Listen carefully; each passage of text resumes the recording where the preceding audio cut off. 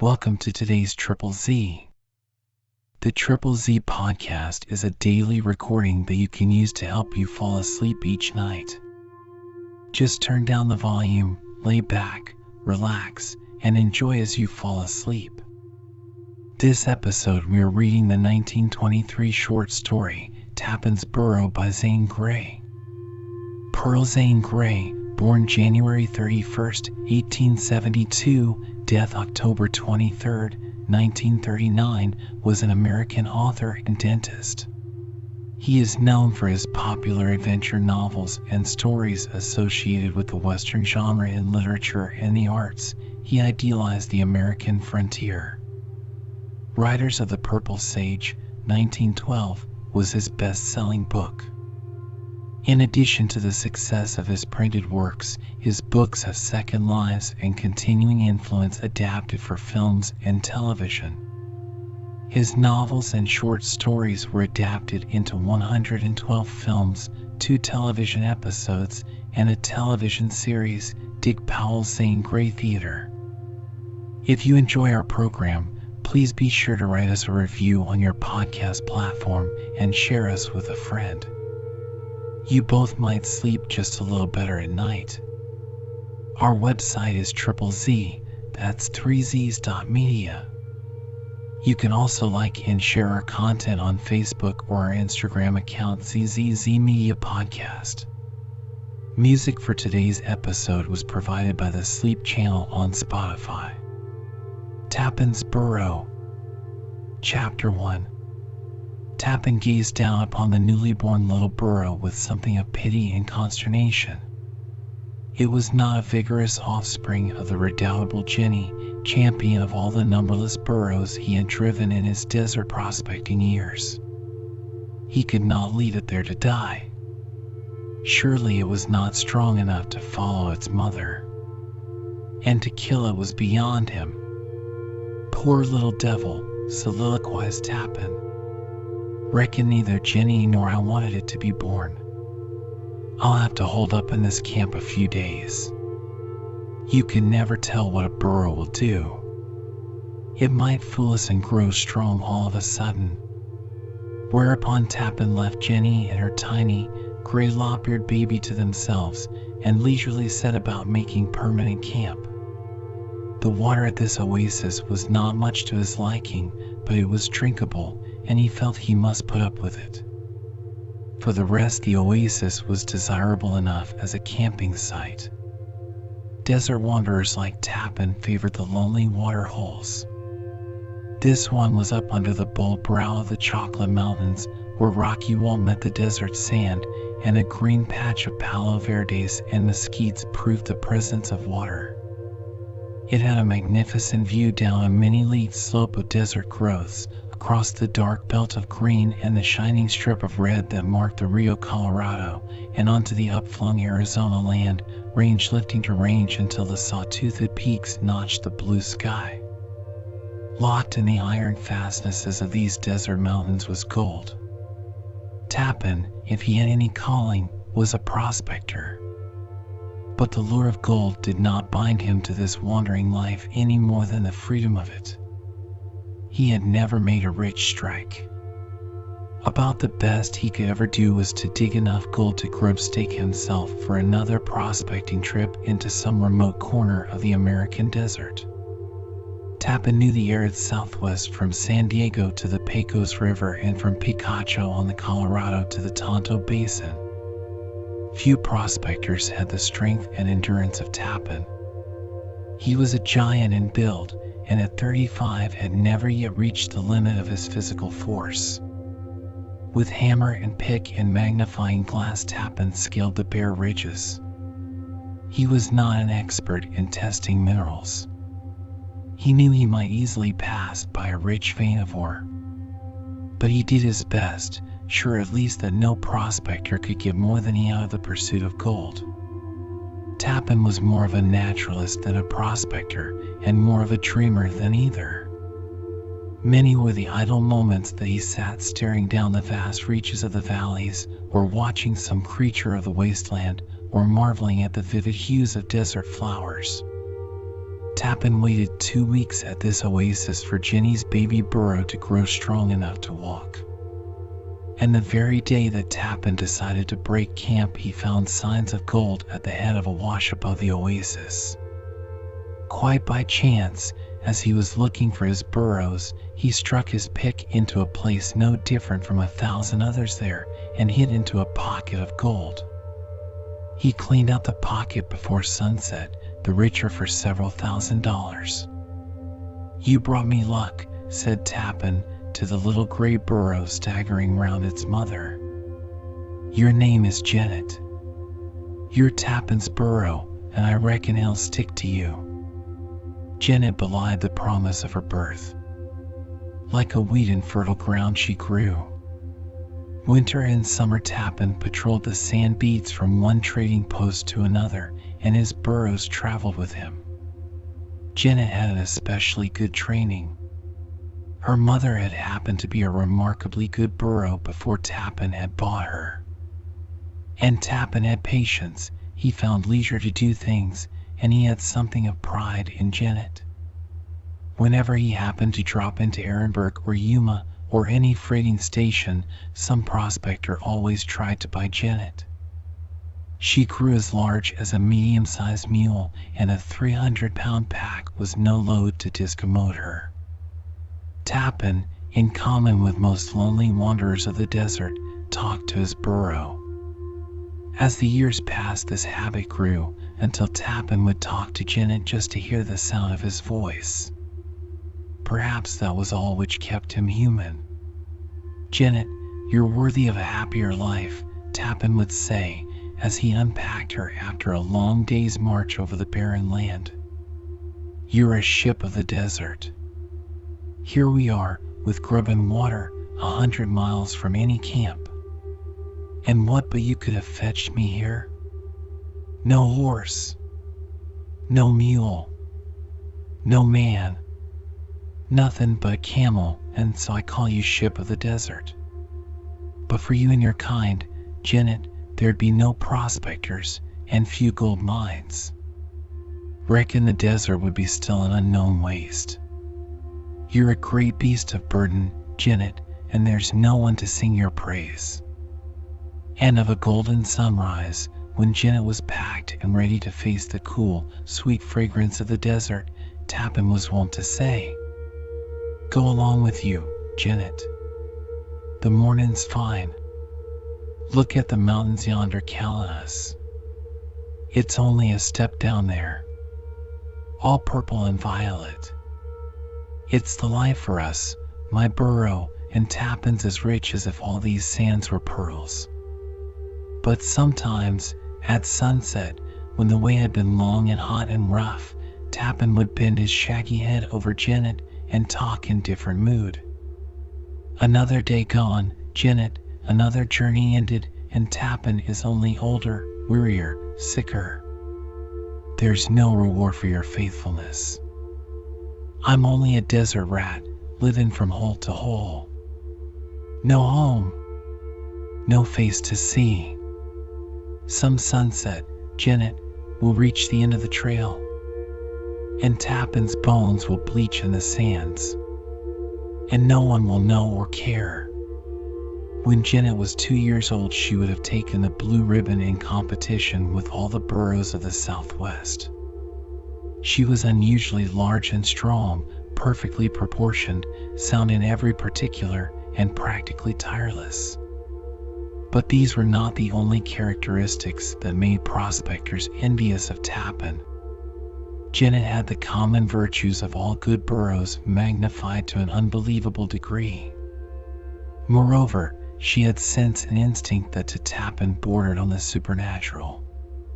During these years, Tappin's trail crisscrossed the mineral region of the Southwest. But, as always, the rich strike held aloof. It was like the pot of gold buried at the foot of the rainbow. Janet knew the trails and the water holes better than Tappin. She could follow a trail obliterated by drifting sand or cut out by running water. She could scent at long distance a new spring on the desert or a strange water hole. She never wandered far from camp so that Tappin had to walk far in search of her. Wild burros, the bane of most prospectors, held no charm for Janet. And she had never yet shown any especial liking for a tame burro. This was the strangest feature of Janet's complex character. Burros were noted for their habit of pairing off and forming friendships for one or more comrades. These relations were permanent. But Janet still remained fancy-free. Tappans scarcely realized how he relied upon this big, gray, serene beast of burden. Of course, when chance threw him a moment of his calling, he would brag about her. But he had never really appreciated Janet. In his way, Tappin was a brooding, plotting fellow, not conscious of sentiment. When he bragged about Janet, it was her good qualities upon which he dilated. But what he really liked best about her were the little things of every day. During the earlier years of her training, Janet had been a thief. She would pretend to be asleep for hours just to get a chance to steal something out of camp. Tappin had broken this habit in its incipiency, but he never quite trusted her. Janet was a burro. Janet ate anything offered her. She could fare for herself or go without. Whatever Tappin had left from his own meals was certain to be rich dessert for Janet. Every mealtime she would stand near the campfire, with one great long ear drooping and the other standing erect. Her expression was one of meekness, of unending patience. She would lick a tin can until it shone resplendent. On long, hard, barren trails, Janet's deportment did not vary from that where the water holes and grassy patches were many. She did not need to have grass or grain. Brittlebush and sage were good fare for her. She could eat greasewood, a desert plant that protected itself with a sap as sticky as varnish and far more dangerous to animals. She could eat cacti. Tappin had seen her break off leaves of the prickly pear cactus and stamp upon them with her 4 feet, mashing off the thorns so that she could consume the succulent pulp. She liked mesquite beans and leaves of willow and all the trailing vines of the desert. And she could subsist in an arid wasteland where a man would have died in short order. No ascent or descent was too hard or dangerous for Janet, provided it was possible of accomplishment. She would refuse a trail that was impassable. She seemed to have an uncanny instinct both for what she could do and what was beyond a burro. Tappin had never known her to fail on something to which she stuck persistently. Swift streams of water, always bugbears to burros, did not stop Janet. She hated quicksand, but could be trusted to navigate it if that were possible. When she stepped gingerly, with little inch steps, out upon thin crust of ice or salty crust of desert sinkhole, Tappin would know that it was safe, or she would turn back. Thunder and lightning, intense heat or bitter cold, the sirocco sandstorm of the desert, the white dust of the alkali wastes, these were all the same to Janet. One August, the hottest and driest of his desert experience, Tappin found himself working a most promising claim in the lower reaches of the Panamint Mountains on the northern slope above Death Valley. It was a hard country at the most favorable season. In August it was terrible. The Panamints were infested by various small gangs of desperados, outlaw claim jumpers where opportunity afforded, and out-and-out robbers, even murderers where they could not get the gold any other way. Tappin had been warned not to go into this region alone, but he never heeded any warnings. And the idea that he would ever strike a claim or dig enough gold to make himself an attractive target for outlaws seemed preposterous and not worth considering. Tappin had become a wanderer now from the unbreakable habit of it. Much to his amaze, he struck a rich ledge of free gold in a canyon of the Panamints, and he worked from daylight until dark. He forgot about the claim jumpers until one day he saw Janet's long ears go up in the manner habitual with her when she saw strange men.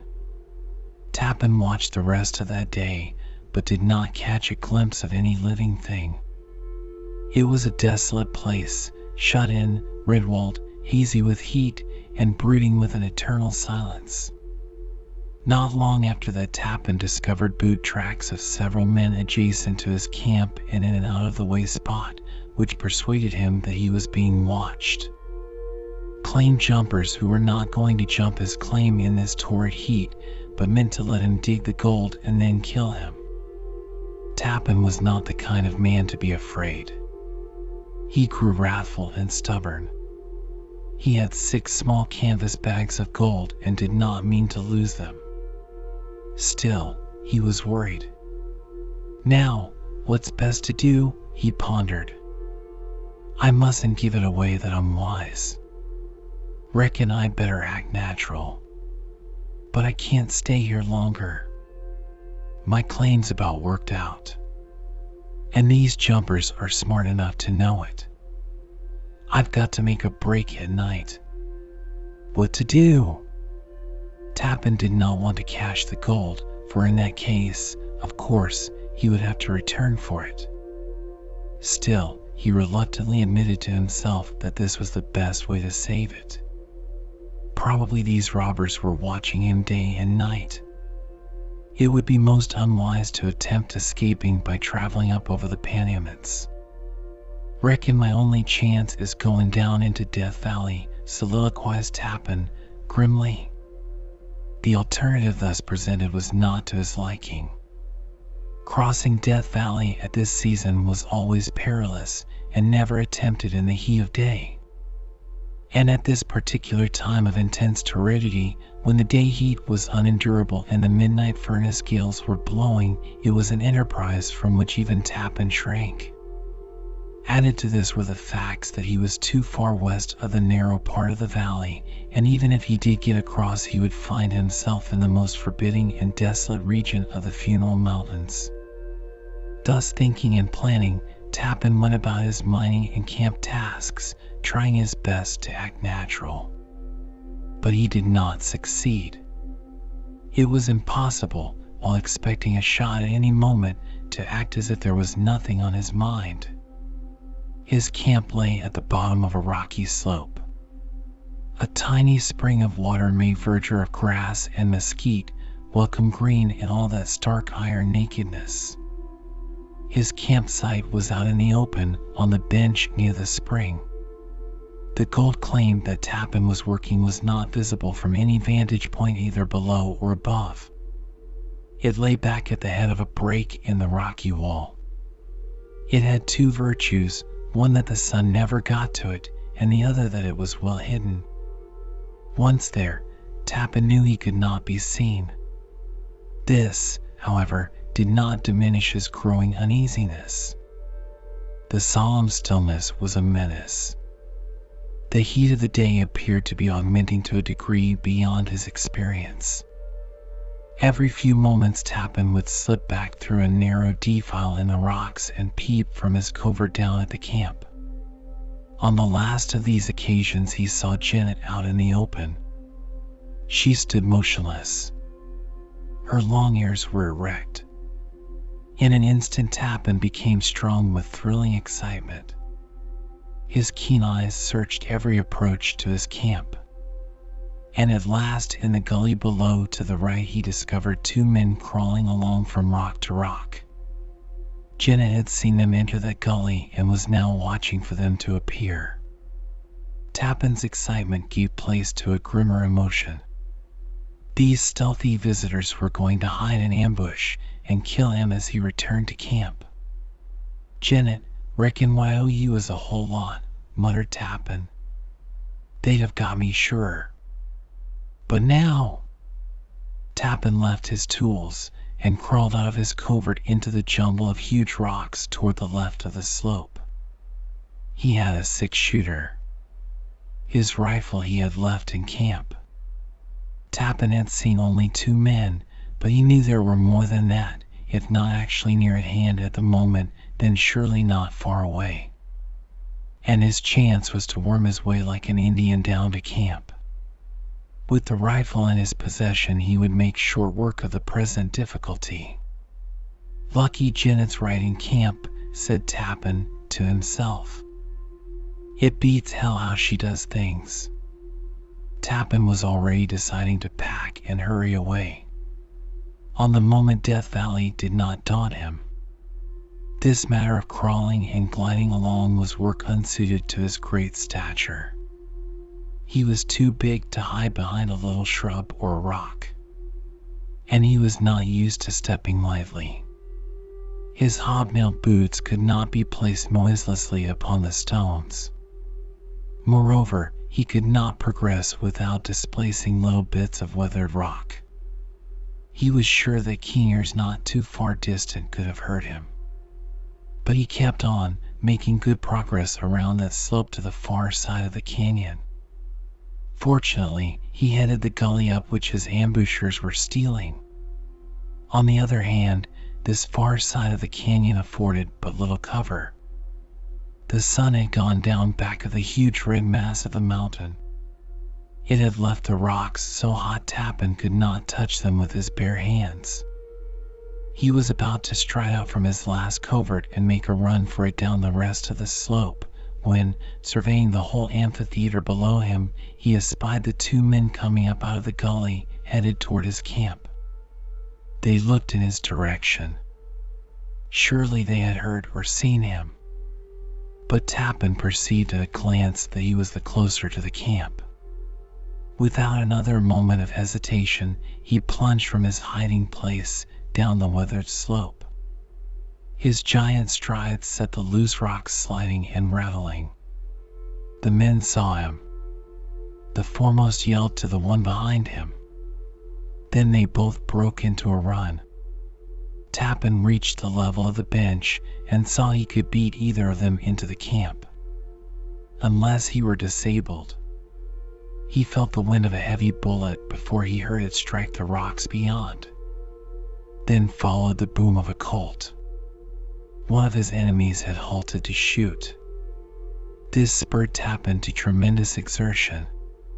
He flew over the rough ground, scarcely hearing the rapid shots. He could no longer see the man who was firing.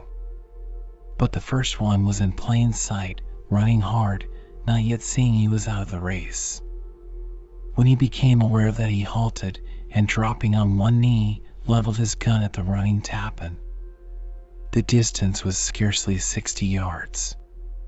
His first shot did not allow for Tappin's speed. His second kicked up the gravel in Tappin's face. Then followed 3 more shots in rapid succession. The man divined that Tappin had a rifle in camp. Then he steadied himself, waiting for the moment when Tappin had to slow down and halt. As Tappin reached his camp and dove for his rifle, the robber took time for his last aim, evidently hoping to get a stationary target. But Tappin did not get up from behind his camp duffel. It had been a habit of his to pile his boxes of supplies and roll up bedding together and cover them with a canvas. He poked his rifle over the top of this and shot the robber. Then, leaping up, he ran forward to get sight of the second one. This man began to run along the edge of the gully. Tappin fired rapidly at him. The third shot knocked the fellow down. But he got up, and yelling, as if for succor, he ran off. Tappin got another shot before he disappeared. "Ahu," grunted Tappin, grimly. His keen gaze came back to survey the fallen robber, and then went out over the bench, across the wide mouth of the canyon. Tappin thought he had better utilize time to pack instead of pursuing the fleeing man. Reloading the rifle, he hurried out to find Janet. She was coming into camp. "Sure you're a treasure, old girl," ejaculated Tappin. Never in his life had he packed Janet, or any other burro, so quickly. His last act was to drink all he could hold, fill his 2 canteens, and make Janet drink. Then, rifle in hand, he drove the burro out of camp, round the corner of the red wall, to the wide gateway that opened down into Death Valley. Tappin looked back more than he looked ahead, and he had traveled down a mile or more before he began to breathe more easily. He had escaped the claim jumpers. Even if they did show up in pursuit now, they could never catch him. Tappin believed he could travel faster and farther than any men of that ilk. But they did not appear. Perhaps the crippled one had not been able to reach his comrades in time. More likely, however, the gang had no taste for a chase in that torrid heat. Tappin slowed his stride. He was almost as wet with sweat as if he had fallen into the spring. The great beads rolled down his face, and there seemed to be little streams of fire trickling down his breast. But despite this, and his labored panting for breath, not until he halted in the shade of a rocky wall did he realize the heat. It was terrific. Instantly then he knew he was safe from pursuit. But he knew also that he faced a greater peril than that of robbers. He could fight evil men, but he could not fight this heat. So he rested there, regaining his breath. Already thirst was acute. Janet stood nearby, watching him. Tappin, with his habit of humanizing the burro, imagined that Janet looked serious. A moment's thought was enough for Tappin to appreciate the gravity of his situation. He was about to go down into the upper end of Death Valley, a part of that country unfamiliar to him. He must cross it, and also the Funeral Mountains, at a season when a prospector who knew the trails and waterholes would have to be forced to undertake it. Tappin had no choice. His rifle was too hot to hold, so he stuck it in Janet's pack, and, burdened only by a canteen of water, he set out, driving the burro ahead. Once he looked back up the wide-mouthed canyon. It appeared to smoke with red heat veils. The silence was oppressive. Presently he turned the last corner that obstructed sight of Death Valley. Tappin had never been appalled by any aspect of the desert, but it was certain that here he halted. Back in his mountain wall camp the sun had passed behind the high domes, but here it still held most of the valley in its blazing grip. Death Valley looked a ghastly, glaring level of white, over which a strange dull leaden haze drooped like a blanket. Ghosts of mountain peaks appeared to show dim and vague. There was no movement of anything. No wind. The valley was dead. Desolation reigned supreme. Tappin could not see far toward either end of the valley. A few miles of white glare merged at last into leaden pall. A strong odor, not unlike sulfur, seemed to add weight to the air. Tappin strode on, mindful that Janet had decided opinions of her own. She did not want to go straight ahead or to right or left, but back. That was the one direction impossible for Tappin, and he had to resort to a rare measure, that of beating her. But at last Janet accepted the inevitable and headed down into the stark and naked plain. Soon Tappin reached the margin of the zone of shade cast by the mountain and was now exposed to the sun. The difference seemed tremendous. He had been hot, oppressed, weighted. It was now as if he was burned through his clothes and walked on red-hot sands. When Tappin ceased to sweat and his skin became dry, he drank half a canteen of water and slowed his stride. Inured to desert hardship as he was, he could not long stand this. Janet did not exhibit any lessening of vigor. In truth, what she showed now was an increasing nervousness. It was almost as if she scented an enemy. Tappin never before had such faith in her. Janet was equal to this task. With that blazing sun on his back, Tappin felt he was being pursued by a furnace. He was compelled to drink the remaining half of his first canteen of water. Sunset would save him. 2 more hours of such insupportable heat would lay him prostrate. The ghastly glare of the valley took on a reddish tinge. The heat was blinding Tappin. The time came when he walked beside Janet with a hand on her pack, for his eyes could no longer endure the furnace glare. Even with them closed, he knew when the sun sank behind the Panamints. That fire no longer followed him, and the red left his eyelids. With the sinking of the sun, the world of Death Valley changed. It smoked with heat veils, but the intolerable constant burn was gone. The change was so immense that it seemed to have brought coolness. In the twilight, strange, ghostly, somber, silent as death, Tappin followed Janet off the sand, down upon the silt and borax level to the crusty salt. Before dark, Janet halted at a sluggish belt of fluid acid. It appeared to Tappin. It was not deep, and the bottom felt stable, but Janet refused to cross. Tappin trusted her judgment more than his own. Janet headed to the left and followed the course of the strange stream. Night intervened. A night without stars or sky or sound, hot, breathless, charged with some intangible current. Tappin dreaded the midnight furnace winds of Death Valley. He had never encountered them.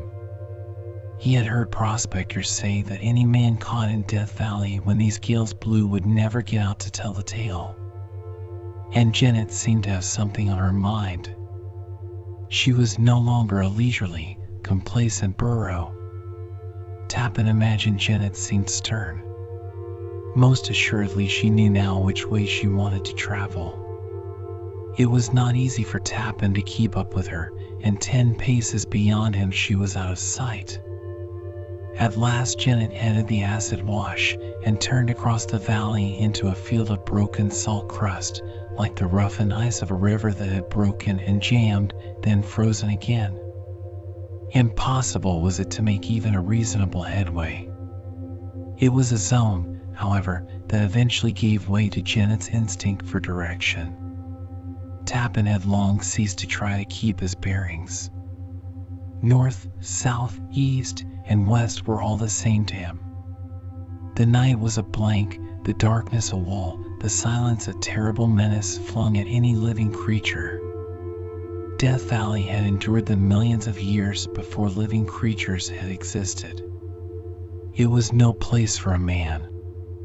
Tappin was now 300 and more feet below sea level, in the aftermath of a day that had registered 145 degrees of heat. He knew when he began to lose thought and balance, when only the primitive instincts directed his bodily machine. And he struggled with all his willpower to keep hold of his sense of sight and feeling. He hoped to cross the lower level before the midnight gales began to blow. Tappin's hope was vain. According to record, once in a long season of intense heat, there came a night when the furnace winds broke their schedule and began early. The misfortune of Tappin was that he had struck this night. Suddenly it seemed that the air, sodden with heat, began to move. It had weight. It moved soundlessly and ponderously, but it gathered momentum. Tappin realized what was happening. The blanket of heat generated by the day was yielding to outside pressure. Something had created a movement of the hotter air that must find its way upward to give place for the cooler air that must find its way down. Tappin heard the first, low, distant moan of wind, and it struck terror to his heart. It did not have an earthly sound. Was that a knell for him? Nothing was surer than the fact that the desert must sooner or later claim him as a victim. Grim and strong, he rebelled against the conviction. That moan was a forerunner of others, growing louder and longer until the weird sound became continuous. Then the movement of wind was accelerated and began to carry a fine dust. Dark as the night was, it did not hide the pale sheets of dust that moved along the level plain. Tappans' feet felt the slow rise in the floor of the valley. His nose recognized the zone of borax and alkali and niter and sulfur. He had reached the pit of the valley at the time of the furnace winds. The moan augmented to a roar, coming like a mighty storm through a forest. It was hellish, like the woeful tide of Acheron. It enveloped Tappan, and the gale bore down in tremendous volume, like a furnace blast. Tappan seemed to feel his body penetrated by a million needles of fire. He seemed to dry up. The blackness of night had a spectral, whitish cast. The gloom was a whirling medium. The valley floor was lost in a sheeted, fiercely seeping stream of silt. Deadly fumes swept by, not lingering long enough to suffocate Tappan. He would gasp and choke, then the poison gas was gone the gale. But hardest to endure was the heavy body of moving heat. Tappan grew blind, so that he had to hold to Janet and stumble along. Every gasping breath was a tortured effort.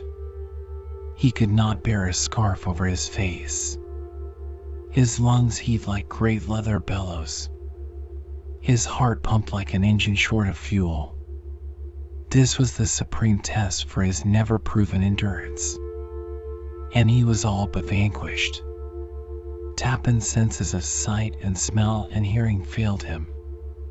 There was left only the sense of touch, a feeling of rope and burro and ground, and an awful insulating pressure upon all his body.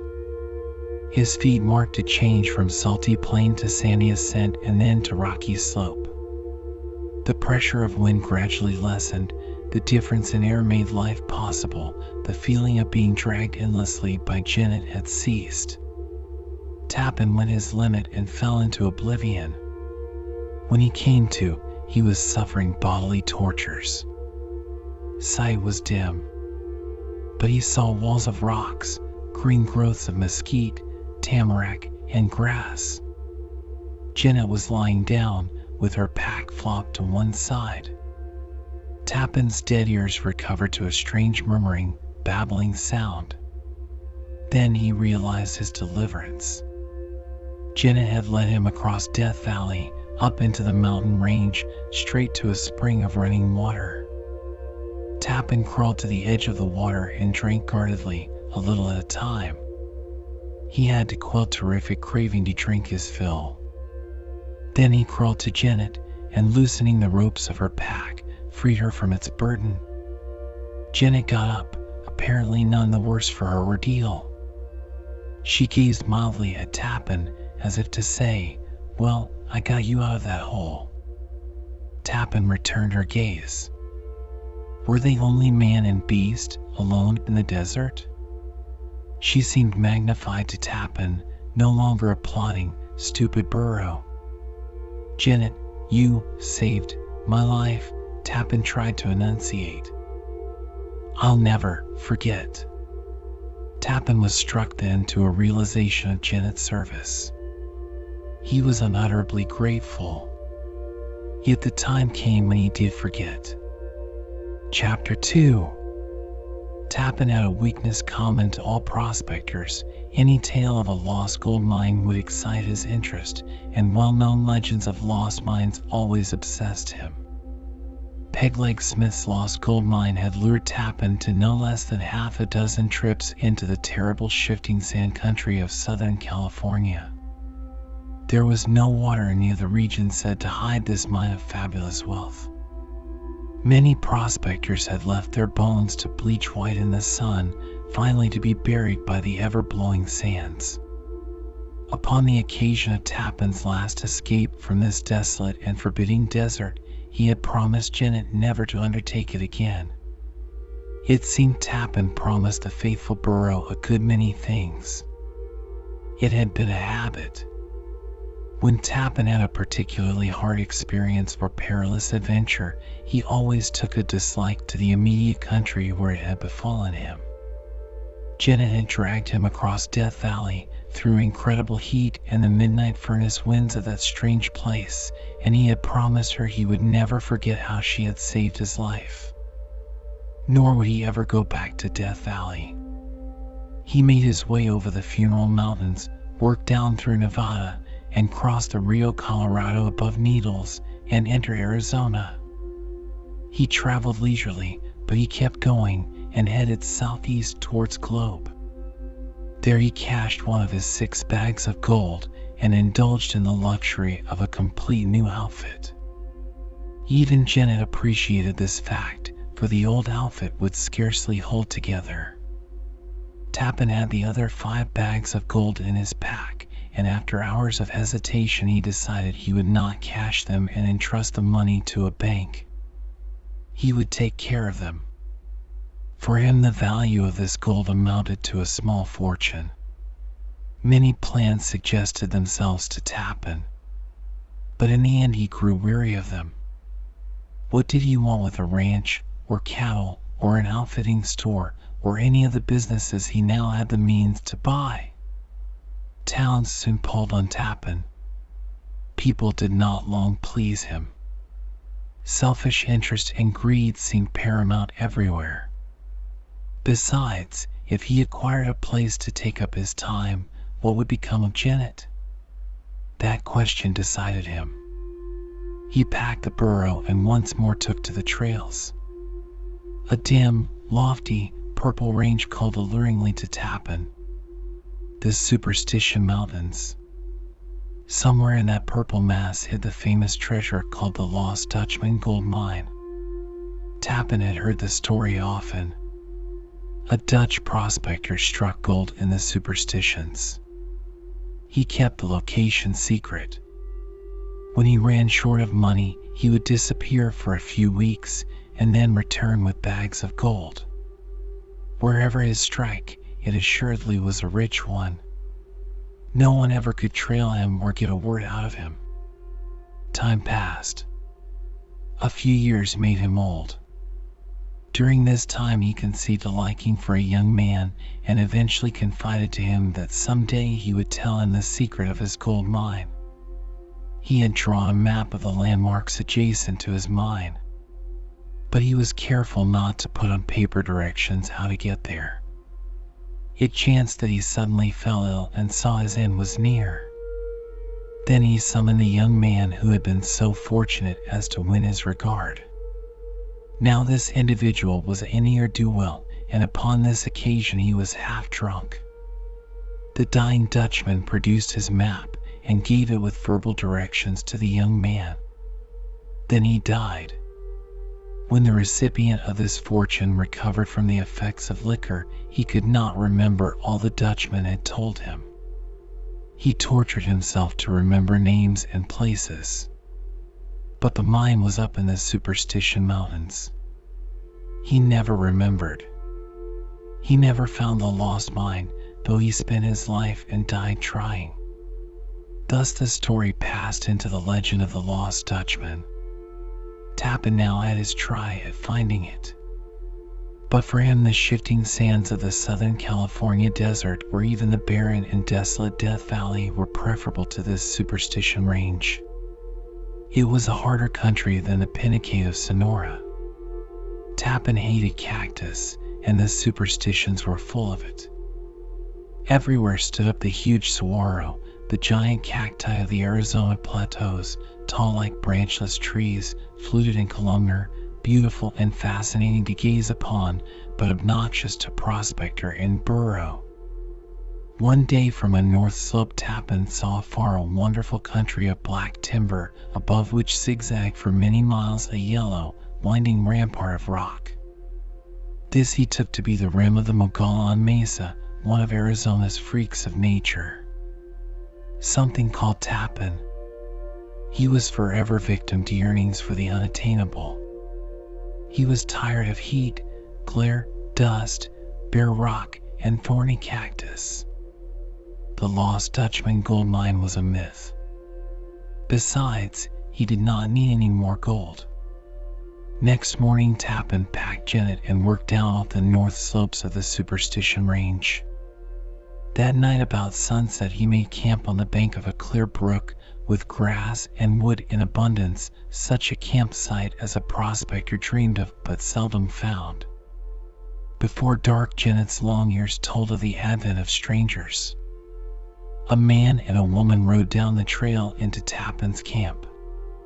They had poor horses and led a pack animal that appeared too old and weak to bear up under even the meager pack he carried.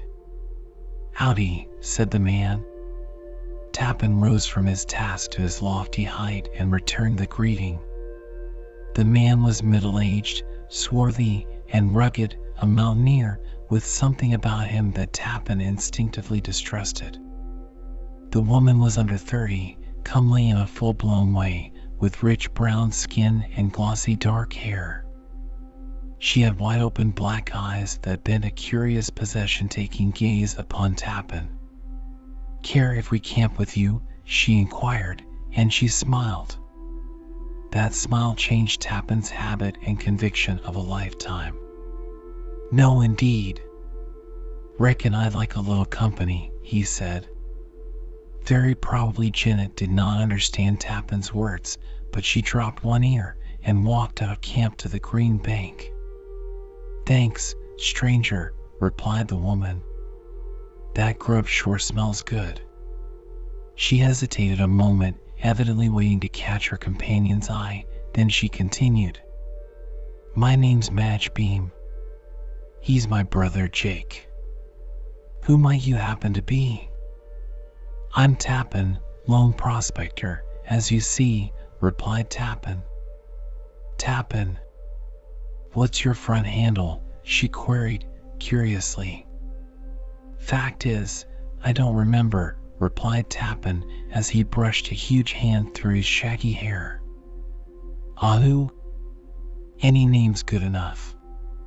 When she dismounted, Tappan saw that she had a tall, lithe figure, garbed in rider's overalls and boots. She unsaddled her horse with the dexterity of long practice. The saddlebags she carried over to the spot the man Jake had selected to throw the pack. Tappan heard them talking in low tones. It struck him as strange that he did not have his usual reaction to an invasion of his privacy and solitude. Tappan had thrilled under those black eyes. And now a queer sensation of the unusual rose in him. Bending over his campfire tasks, he pondered this and that, but mostly the sense of the nearness of a woman. Like most desert men, Tappan knew little of the other sex. A few that he might have been drawn to went out of his wandering life as quickly as they had entered it. This Madge Beam took possession of his thoughts. And evidence of Tappan's preoccupation was the fact that he burned his first batch of biscuits. And Tappan felt proud of his culinary ability. He was on his knees, mixing more flour and water, when the woman spoke from right behind him. "Tough luck you burned the first pan," she said. "But it's a good turn for your burro. That sure is a burro. Biggest I ever saw." She picked up the burned biscuits and tossed them over to Janet. Then she came back to Tappan's side, rather embarrassingly close. "Tappan, I know I'll eat, so I ought to ask you to let me help," she said, with a laugh. "No, I don't need any," replied Tappan. "You sit down on my roll of bedding there. Must be tired, aren't you?" "Not so very," she returned. "That is, I'm not tired of riding Dot." She spoke the second part of this reply in lower tone. Tappan looked up from his task. The woman had washed her face, brushed her hair, and had put on a skirt, a singularly attractive change. Tappan thought her younger. She was the handsomest woman he had ever seen. The look of her made him clumsy. What eyes she had! They looked through him. Tappan returned to his task, wondering if he was right in his surmise that she wanted to be friendly. "Jake and I drove a bunch of cattle to Maricopa," she volunteered. We sold him, and Jake gambled away most of the money. I couldn't get what I wanted. Too bad. So you're ranchers. Once thought I'd like that. Fact is, down here at Globe a few weeks ago, I came near buying some rancher out and trying the game. You did? Her query had a low, quick eagerness that somehow thrilled Tappin. But he did not look up. I'm a wanderer. I'd never do on a ranch. But if you had a woman? Her laugh was subtle and gay. A woman? For me? Oh, Lord, no, ejaculated Tappin in confusion. Why not? Are you a woman hater? I can't say that, replied Tappin soberly. It's just, I guess, no woman would have me. Faint heart never won fair lady. Tappin had no reply for that. He surely was making a mess of the second pan of biscuit dough. Manifestly the woman saw this, for with a laugh she plumped down on her knees in front of Tappin and rolled her sleeves up over shapely brown arms. Poor man. Sure you need a woman. Let me show you, she said, and put her hands right down upon Tappin's. The touch gave him a strange thrill. He had to pull his hands away, and as he wiped them with his scarf he looked at her. He seemed compelled to look. She was close to him now, smiling in good nature, a little scornful of man's encroachment upon the housewifely duties of a woman. A subtle something emanated from her, a more than kindness or gaiety. Tappin grasped that it was just the woman of her. And it was going to his head. Very well, let's see you show me, he replied, as he rose to his feet.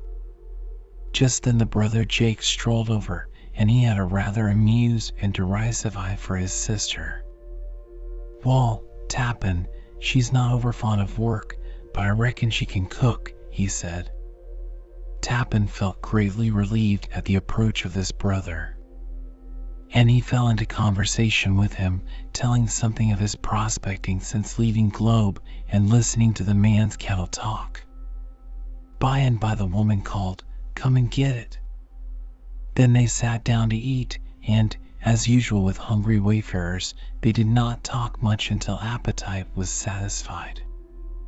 Afterward, before the campfire, they began to talk again, Jake being the most discursive. Tappin conceived the idea that the rancher was rather curious about him and perhaps wanted to sell his ranch. The woman seemed more thoughtful, with her wide black eyes on the fire. Tappin, what will you travel in? Finally inquired Beam.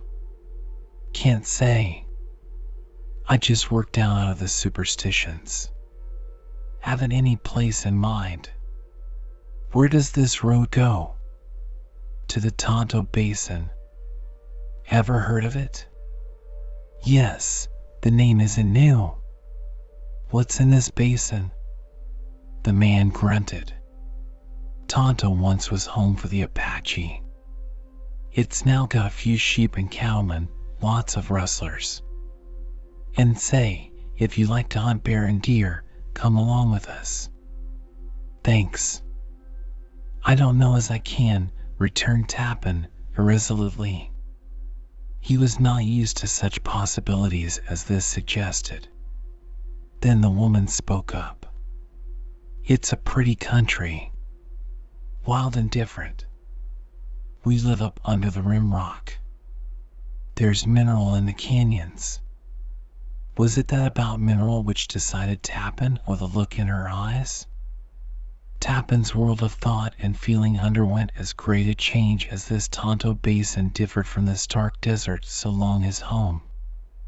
The trail to the log cabin of the Beams climbed many a ridge and slope and foothill, all covered with manzanita, mescal, cedar, and juniper, at last to reach the canyons of the rim, where lofty pines and spruces lorded it over the under forest of maples and oaks.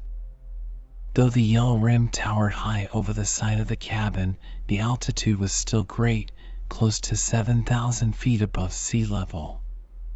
Tappin had fallen in love with this wild wooded and canyon country. So had Janet. It was rather funny the way she hung around Tappin mornings and evenings. She ate luxuriant grass and oak leaves until her sides bulged. There did not appear to be any flat places in this landscape.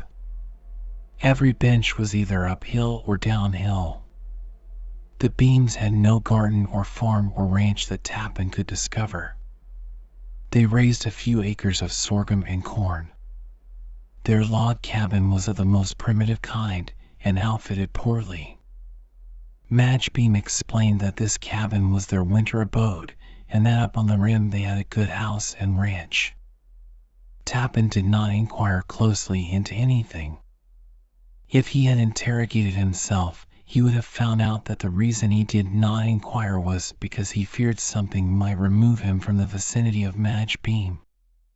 He had thought it strange the Beams avoided wayfarers they had met on the trail, and had gone round a little hamlet Tappin had espied from a hill. Madge Beam, with woman's intuition, had read his mind, and had said, "Jake doesn't get along so well with some of the villagers. And I'm no hankerin' for gunplay." That explanation was sufficient for Tappin. He had lived long enough in his wandering years to appreciate that people could have reasons for being solitary. This trip up into the Rim Rock country bade fair to become Tappin's one and only adventure of the heart. It was not along the murmuring, clear brook of cold mountain water that enchanted him, nor the stately pines, nor the beautiful silver spruces, nor the wonder of the deep, yellow-walled canyons so choked with verdure and haunted by wild creatures. He dared not face his soul and ask why this dark-eyed woman sought him more and more. Tappin lived in the moment. He was aware that the few mountaineer neighbors who rode that way rather avoided contact with him.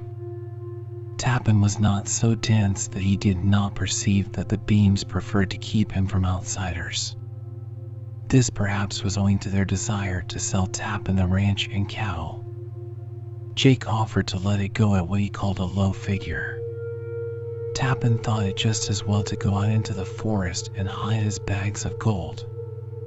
He did not trust Jake Beam and liked less the looks of the men who visited this wilderness ranch. Madge Beam might be related to a rustler and the associate of rustlers, but that did not necessarily make her a bad woman. Tappin sensed that her attitude was changing, and she seemed to require his respect. At first, all she wanted was his admiration. Tappin's long and used deference for women returned to him, and when he saw that it was having some strange softening effect upon Madge Beam, he redoubled his attentions. They rode and climbed and hunted together. Tappin had pitched his camp not far from the cabin, on a shaded bank of the Singing Brook. Madge did not leave him much to himself. She was always coming up to his camp on one pretext or another. Often she would bring 2 horses and make Tappin ride with her. Some of these occasions, Tappin saw, occurred while visitors came to the cabin. In 3 weeks, Madge Beam changed from the bold and careless woman who had ridden down into his camp that sunset to a serious and appealing woman, growing more careful of her person and adornment and manifestly bearing a burden on her mind. October came. In the morning, white frost glistened on the split-wood shingles of the cabin. The sun soon melted it and grew warm. The afternoons were still and smoky, melancholy with the enchantment of Indian summer. Tappin hunted wild turkey and deer with Madge, and revived his boyish love of such pursuits. Madge appeared to be a woman of the woods, and had no mean skill with the rifle. One day they were high on the rim, with the great timbered basin at their feet. They had come up to hunt deer, but got no farther than the wonderful promontory where before they had lingered. "Something will happen to me today," Madge Bean said enigmatically. Tappin never had been much of a talker, but he could listen. The woman unburdened herself this day. She wanted freedom, happiness, a home away from this lonely country, and all the heritage of woman. She confessed it broodingly, passionately. And Tappin recognized truth when he heard it. He was ready to do all in his power for this woman and believed she knew it. But words and acts of sentiment came hard to him. "Are you going to buy Jake's ranch?" she asked. "I don't know." "Is there any hurry?" returned Tappin. "I reckon not. But I think I'll sell that," she said decisively. "How so?" "Well, Jake hasn't got any ranch," she answered, and added hastily, "no clear title, I mean. He's only homesteaded 160 acres and hasn't proved up on it yet. But don't you say I told you. Was Jake I mean to be crooked? I reckon. And I was willing at first. But not now." Tappin did not speak at once. He saw the woman was in one of her brooding moods. Besides, he wanted to weigh her words. How significant they were. Today more than ever she had let down. Humility and simplicity seemed to abide with her, and her brooding boded a storm. Tappin's heart swelled in his broad breast. Was life going to dawn rosy and bright for the lonely prospector? He had money to make a home for this woman. What lay in the balance of the hour? Tappin waited, slowly realizing the charged atmosphere. Madge's somber eyes gazed out over the great void. But, full of thought and passion as they were, they did not see the beauty of that scene. But Tappin saw it. And in some strange sense the color and wildness and sublimity seemed the expression of a new state of his heart. Under him sheered down the ragged and cracked cliffs of the rim, yellow and golden and gray, full of caves and crevices, ledges for eagles and niches for lions, 1,000 feet down to the upward edge of the long green slopes and canyons, and so on down and down into the abyss of forest of ravine and ridge, rolling league on league away to the encompassing barrier of purple mountain ranges. The thickets in the canyons called Tappans I back to linger there. How different from the scenes that used to be perpetually in his sight. What riot of color! The tips of the green pines, the crests of the silver spruces, waved about masses of vivid gold of aspen trees, and wonderful cerise and flaming red of maples, and crags of yellow rock, covered with the bronze of frostbitten sumac. Here was autumn, and with it the colors of Tappin's favorite season. From below breathed up the low roar of plunging brook, an eagle screeched his wild call, an elk bugled his piercing blast. From the rim wisps of pine needles blew away on the breeze and fell into the void. A wild country, colorful, beautiful, bountiful. Tappin imagined he could quell his wandering spirit here with this dark-eyed woman by his side. Never before had nature so called him. Here was not the cruelty or flinty hardness of the desert. The air was keen and sweet, cold in the shade, warm in the sun. A fragrance of balsam and spruce, spiced with pine, made his breathing a thing of difficulty and delight.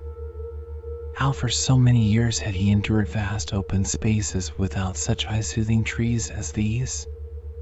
Tappin's back rested against a huge pine that tipped the rim and had stood there, stronger than the storms, for many 100 years. The rock of the promontory was covered with soft brown mats of pine needles. A juniper tree, with its bright green foliage and lilac-colored berries, grew near the pine and helped to form a secluded little nook, fragrant and somehow haunting. The woman's dark head was close to Tappin as she sat with her elbows on her knees, gazing down into the basin. Tappans saw the strained tensity of her posture, the heaving of her full bosom. He wondered, while his own emotions, so long darkened, roused to the suspense of that hour. Suddenly she flung herself into Tappans' arms. The act amazed him. It seemed to have both the passion of a woman and the shame of a girl. Before she hid her face on Tappans' breast, he saw how the rich brown had paled and then flamed. "Tappan, take me away. Take me away from here, from that life down there," she cried in smothered voice. "Madge, you mean take you away and marry you?" he replied. "Oh, yes, yes, marry me, if you love me." "I don't see how you can, but you do, don't you? Say you do." "I reckon that's what ails me, Madge," he replied, simply. "Say so, then," she burst out. "All right, I do," said Tappan, with heavy breath. "Madge, words don't come easy for me. But I think you're wonderful, and I want you. I haven't dared hope for that, till now. I'm only a wanderer. But it'd be heaven to have you, my wife, and make a home for you." "Oh, oh," she returned, wildly, and lifted herself to cling round his neck and to kiss him. "You give me joy. Oh, Tappan, I love you. I never loved any man before. I know now. And I'm not wonderful or good. But I love you." The fire of her lips and the clasp of her arms worked havoc in Tappan. No woman had ever loved him, let alone embraced him. To awake suddenly to such rapture as this made him strong and rough in his response. Then all at once she seemed to collapse in his arms and to begin to weep. He feared he had offended or hurt her, and was clumsy in his contrition. Presently she replied, "Pretty soon I'll make you beat me. It's your love, your honesty, that's shamed me. Tappan, I was party to a trick to sell you a worthless ranch. I agreed to try to make you love me, to fool you, cheat you. But I've fallen in love with you, and my God, I care more for your love, your respect, than for my life.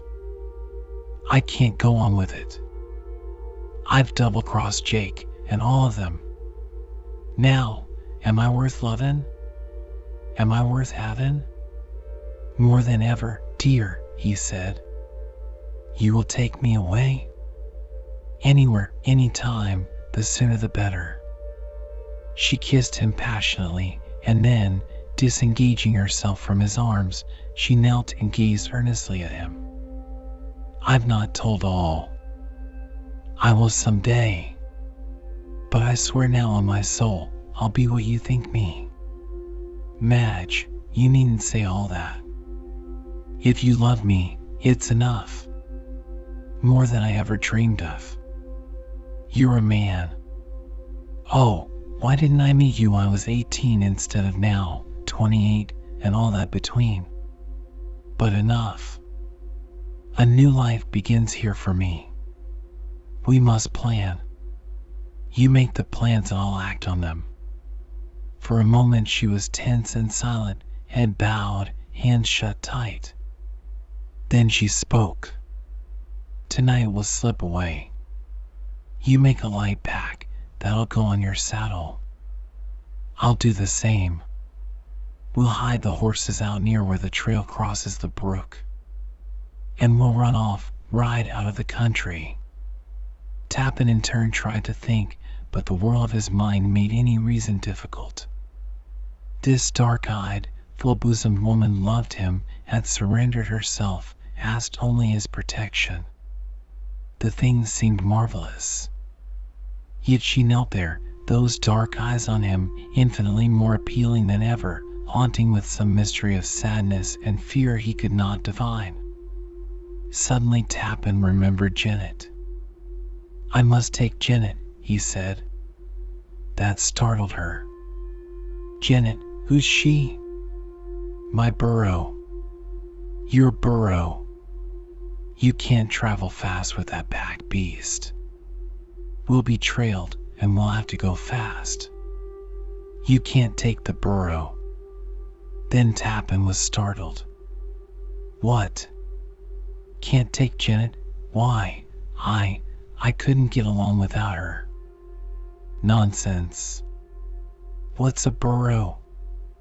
We must ride fast, do you hear? Madge, I'm afraid I must take Janet with me, he said, soberly. It's impossible. I can't go if you take her. I tell you I've got to get away. If you want me, you'll have to leave your precious Janet behind. Tappin bowed his head to the inevitable. After all, Janet was only a beast of burden. She would run wild on the ridges and soon forget him and have no need of him. Something strained in Tappin's breast. He did not see clearly here. This woman was worth more than all else to him. I'm stupid, dear, he said. You see, I never before ran off with a beautiful woman. Of course my burro must be left behind. Elopement, if such it could be called, was easy for them. Tappin did not understand why Madge wanted to be so secret about it. Was she not free? But then, he reflected, he did not know the circumstances she feared. Besides, he did not care. Possession of the woman was enough. Tappin made his small pack, the weight of which was considerable owing to his bags of gold. This he tied on his saddle. It bothered him to leave most of his new outfits scattered around his camp. What would Janet think of that? He looked for her, but for once she did not come in at mealtime. Tappin thought this was singular. He could not remember when Janet had been far from his camp at sunset. Somehow Tappin was glad. After he had his supper, he left his utensils and supplies as they happened to be, and strode away under the trees to the trysting place where he was to meet Madge. To his surprise, she came before dark, and used as he was to the complexity and emotional nature of a woman, he saw that she was strangely agitated. Her face was pale. Almost a fury burned in her black eyes. When she came up to Tappin and embraced him almost fiercely, he felt that he was about to learn more of the nature of womankind. She thrilled him to his depths. "Lead out the horses and don't make any noise," she whispered. Tappin complied, and soon he was mounted, riding behind her on the trail. It surprised him that she headed down country and traveled fast. Moreover, she kept to a trail that continually grew rougher. They came to a road, which she crossed, and kept on through darkness and brush so thick that Tappin could not see the least sign of a trail. And at length anyone could have seen that Madge had lost her bearings. She appeared to know the direction she wanted, but traveling upon it was impossible, owing to the increasingly cut up and brushy ground. They had to turn back, and seemed to be hours finding the road. Once Tappin fancied he heard the thud of hoofs other than those made by their own horses. Here Madge acted strangely, and where she had been obsessed by desire to hurry, she now seemed to have grown weary. She turned her horse south on the road. Tappin was thus enabled to ride beside her. But they talked very little. He was satisfied with the fact of being with her on the way out of the country. Sometime in the night they reached an old log shack by the roadside. Here Tappin suggested they halt and get some sleep before dawn. The morrow would mean a long, hard day. "Yes, tomorrow will be hard," replied Madge as she faced Tappin in the gloom. He could see her big dark eyes on him. Her tone was not one of a hopeful woman. Tappin pondered over this. But he could not understand, because he had no idea how a woman ought to act under such circumstances. Madge Beam was a creature of moods. Only the day before, on the ride down from the rim, she had told him with a laugh that she was likely to love him madly one moment and scratch his eyes out the next. How could he know what to make of her? Still, an uneasy feeling began to stir in Tappin. They dismounted and unsaddled the horses. Tappin took his pack and put it aside. Something frightened the horses. They bolted down the road. "Head them off," cried the woman, hoarsely. Even on the instant her voice sounded strained to Tappin, as if she were choked. But, realizing the absolute necessity of catching the horses, he set off down the road on a run. And he soon succeeded in heading off the animal he had ridden. The other one, however, was contrary in cunning. When Tappin would endeavor to get ahead, it would trot briskly on. Yet it did not go so fast but what Tappin felt sure he would soon catch it.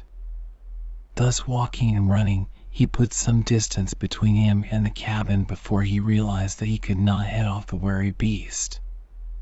Much perturbed in mind, Tappin hurried back.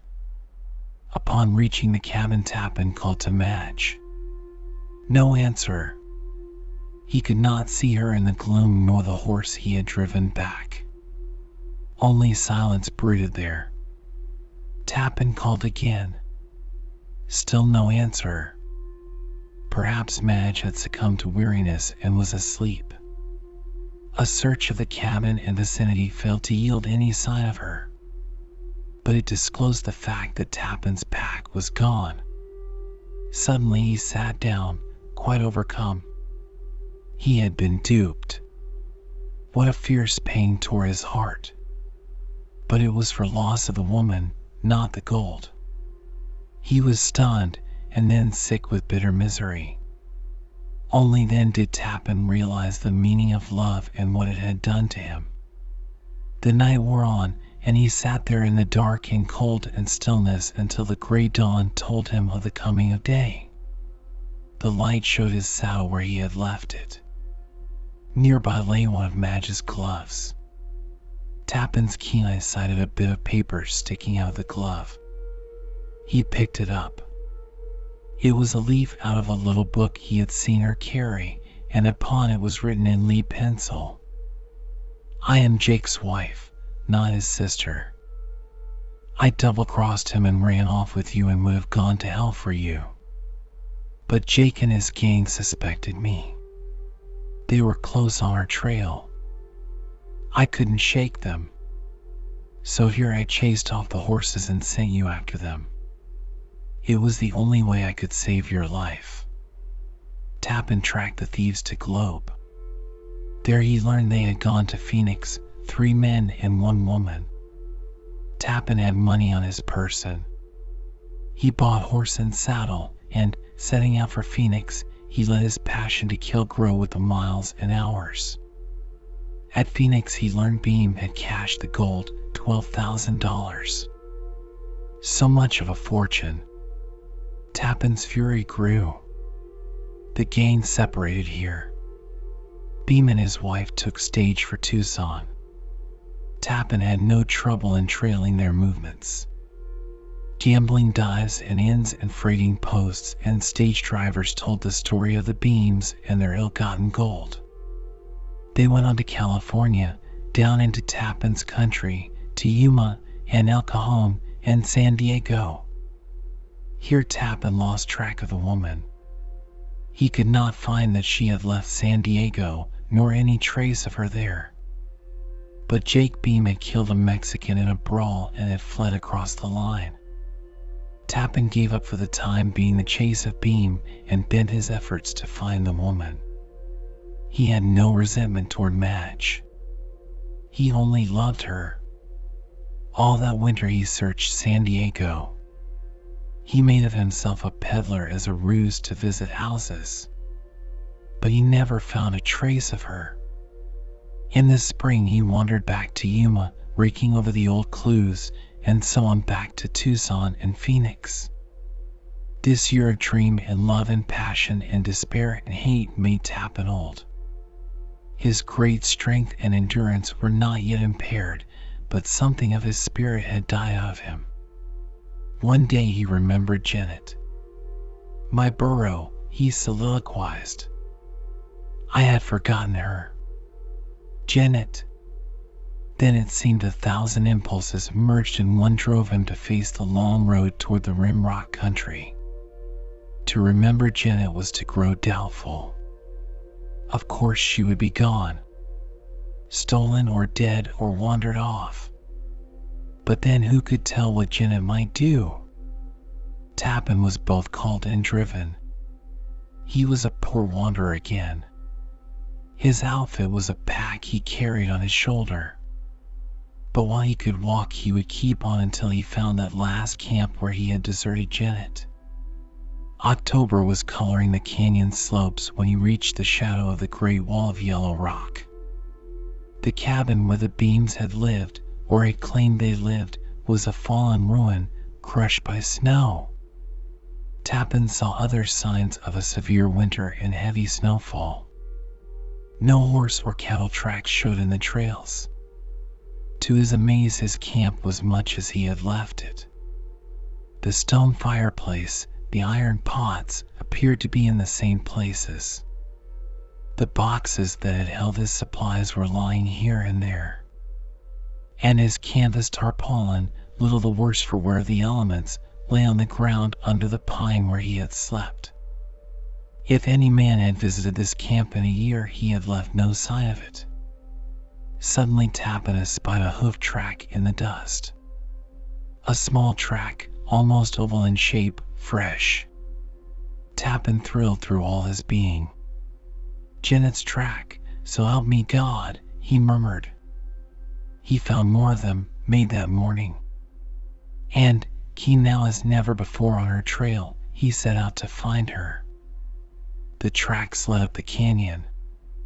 Tappan came out into a little grassy clearing, and there stood Janet as he had seen her thousands of times. She had both long ears up high.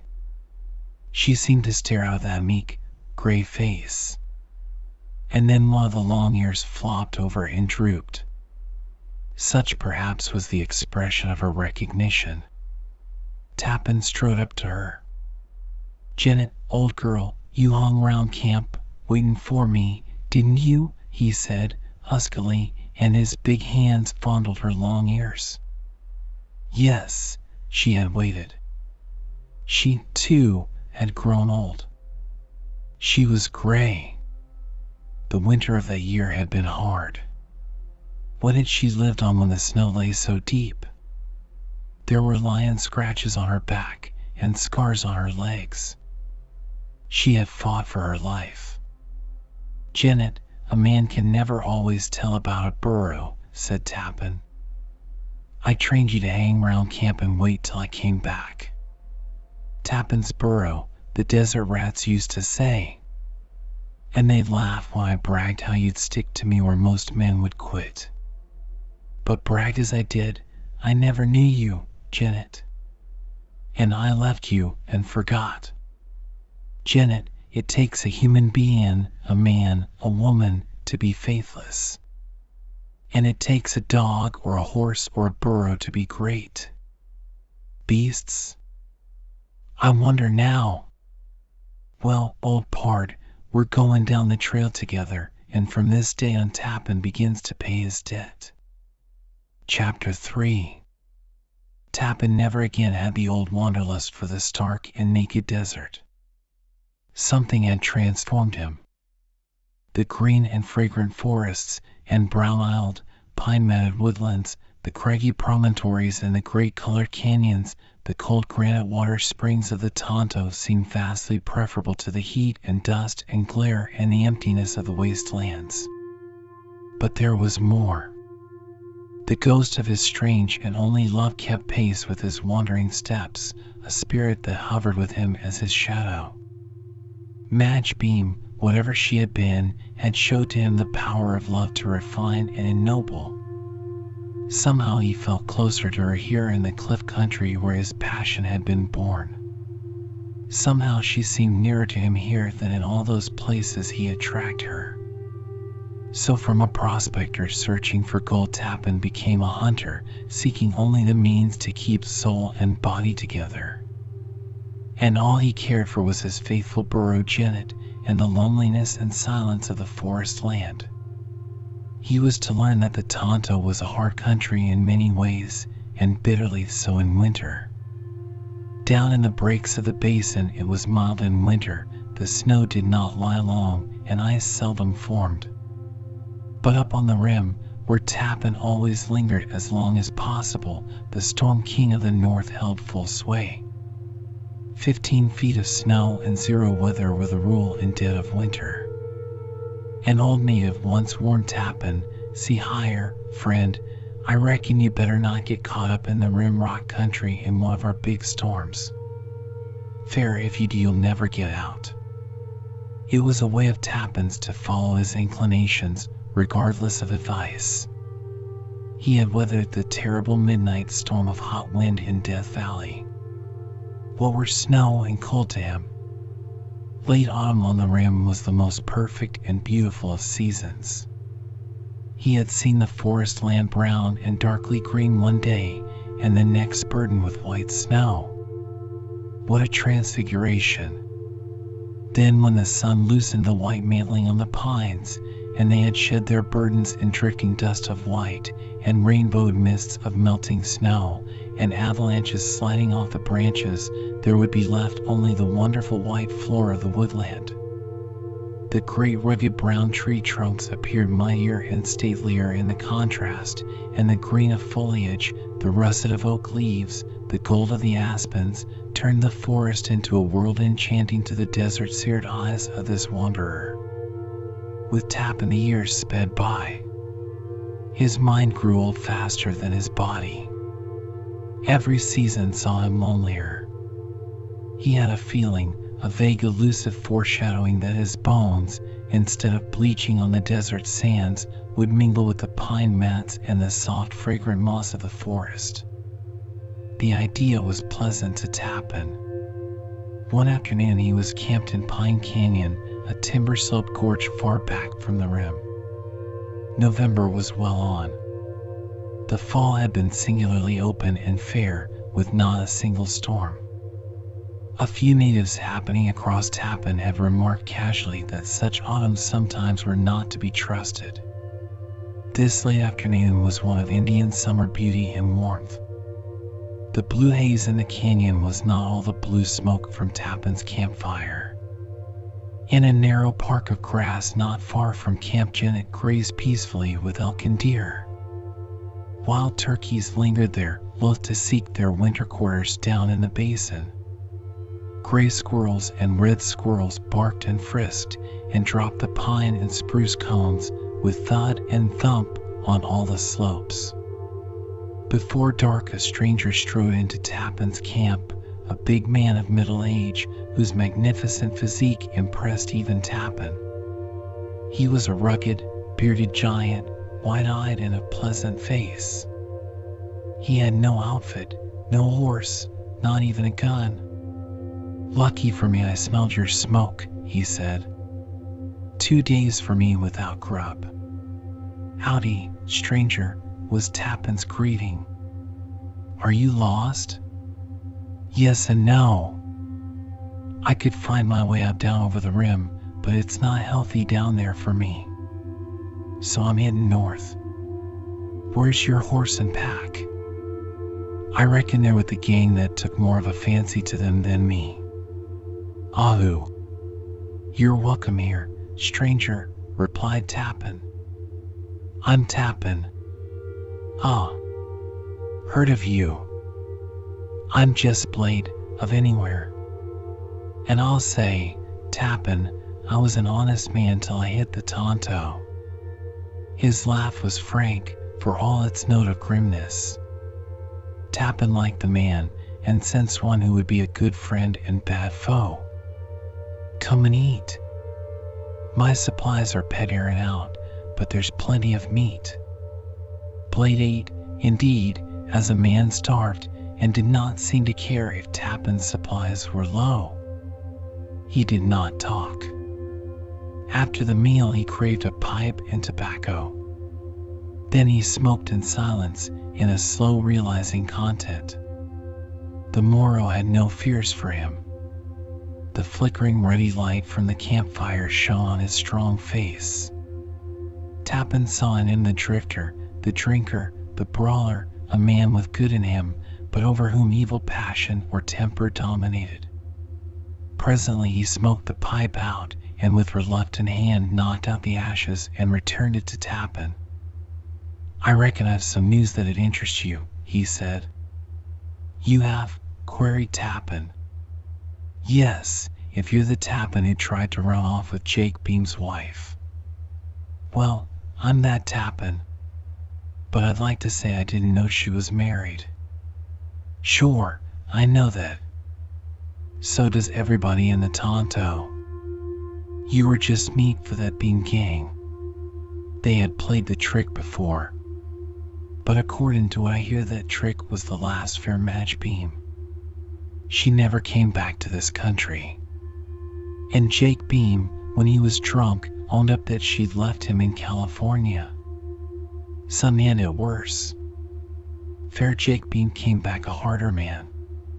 Even his gang said that." "Is he in the Tonto now?" queried Tappan, with a thrill of fire along his veins. "Yep, bar fair keeps," replied Blade, grimly. "Somebody shot him." "Ahu!" exclaimed Tappan with a deep breath of relief. There came a sudden cooling of the heat of his blood. After that there was a long silence. Tappan dreamed of the woman who had loved him. Blade brooded over the campfire. The wind moaned fitfully in the lofty pines on the slope. A wolf mourned as if in hunger. The stars appeared to obscure their radiance in haze. "Reckon that wind sounds like storm," observed Blade, presently. "I've heard it for weeks now," replied Tappan. "Are you a woodsman?" "No, I'm a desert man." "Well, you take my hunch and hit the trail fair low country." This was well meant and probably sound advice, but it alienated Tappan. He had really liked this hearty-voiced stranger. Tappan thought moodily of his slowly ingrowing mind, of the narrowness of his soul. He was past interest in his fellow men. He lived with a dream. The only living creature he loved was a lop-eared, lazy burro, growing old in contentment. Nevertheless, that night Tappan shared one of his 2 blankets. In the morning the gray dawn broke, and the sun rose without its brightness of gold. There was a haze over the blue sky. Thin, swift-moving clouds scud up out of the southwest. The wind was chill, the forest shaggy and dark, the birds and squirrels were silent. "Well, you'll break camp today," asserted Blade. "Nope. I'll stick it out yet a while," returned Tappan. "But, man, you might get snowed in, and up higher that's serious." "Ahu." "Well, it won't bother me. And there's nothing holding you." "Tappan, it's 4 days' walk down out of this woods. If a big snow set in, how'd I make it?" "Then you'd better go out over the rim," suggested Tappan. "No. I'll take my chance the other way." "But are you maning you'd rather not have me with you?" "Fair you can't stay higher." Tappan was in a quandary. Some instinct bade him tell the man to go. Not empty-handed, but to go. But this was selfish and entirely unlike Tappin as he remembered himself of old. Finally he spoke. "You're welcome to half my outfit, go or stay." "That's mighty square of you, Tappin," responded the other, feelingly. "Have you a burro you'll give me?" "No, I've only one." "Ah, Then I'll have to stick with you till you leave. No more was said. They had breakfast in a strange silence. The wind breathed its secret in the treetops. Tappans' burro strolled into camp and caught the stranger's eye. "Whoa, that's sure a fine burro," he observed. "Never saw the like." Tappan performed his camp tasks. And then there was nothing to do but sit around the fire. Blade evidently waited for the increasing menace of storm to rouse Tappan to decision. But the graying over of sky and the increase of wind did not affect Tappan. What did he wait for? The truth of his thoughts was that he did not like the way Janet remained in camp. She was waiting to be packed. She knew they ought to go. Tappan yielded to a perverse devil of stubbornness. The wind brought a cold mist, then a flurry of wet snow. Tappan gathered firewood, a large quantity. Blade saw this and gave voice to earnest fears. But Tappan paid no heed. By nightfall, sleet and snow began to fall steadily. The men fashioned a rude shack of spruce boughs, ate their supper, and went to bed early. It worried Tappan that Janet stayed right in camp. He lay awake a long time. The wind rose and moaned through the forest. The sleet failed, and a soft, steady downfall of snow gradually set in. Tappan fell asleep. When he awoke, it was to see a forest of white. The trees were mantled with blankets of wet snow, the ground covered 2 feet on a level. But the clouds appeared to be gone, the sky was blue, the storm over.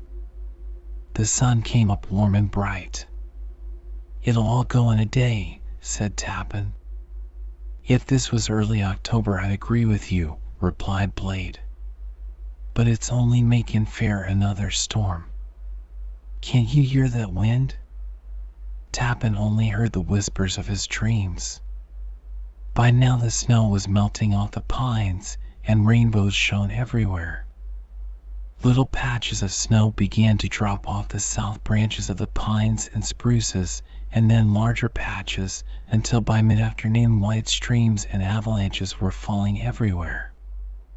All of the snow, except in shaded places on the north sides of trees, went that day, and half of that on the ground.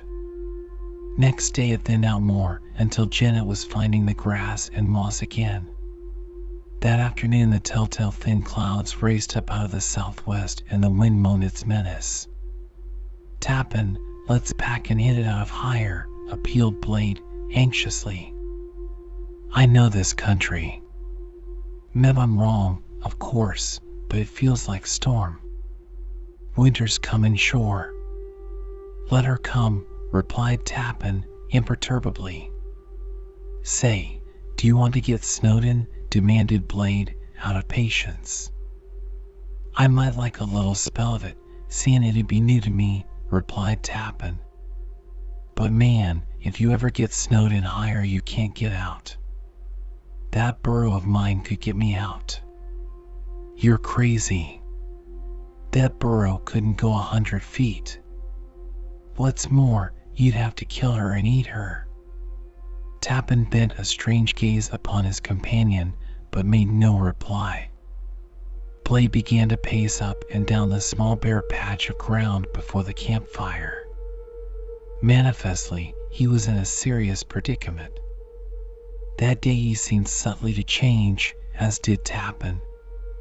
Both answered to their peculiar instincts, Blade to that of self-preservation, and Tappan to something like indifference.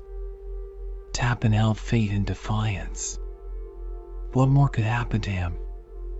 Blade broke out again in eloquent persuasion, giving proof of their peril, and from that he passed to amaze and then to strident anger.